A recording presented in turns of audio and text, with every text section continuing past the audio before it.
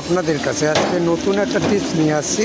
খিচুড়ি পাকাতে হলে কি কি প্রসেস তৈরি করতে হবে। তো আপনারা দেখুন, আমি পেঁয়াজ রসুন ভুনা করে নিয়েছি।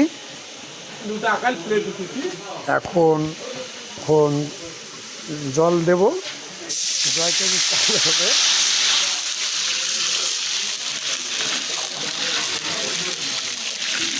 তো আমি 4 কেজি খিচুড়ির চাল পাকাবো।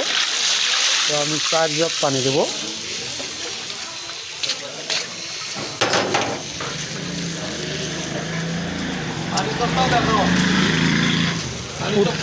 প্রতি কেজি চালের মধ্যে এতটুকু পরিমাণ পানি দিতে হবে।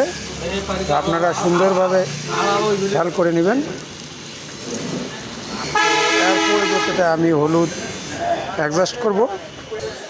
4 কেজি চাল পাকাবো এবং 4 জগ পানি দিয়েছি এবং 4 চামচ হলুদ দেব।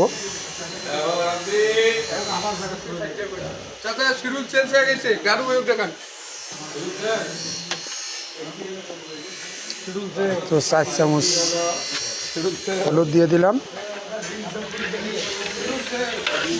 এখানে সুস্বাদু করার জন্য 1 কাপ দুধ দেব। দেখেন, দুধ দিচ্ছি আমি।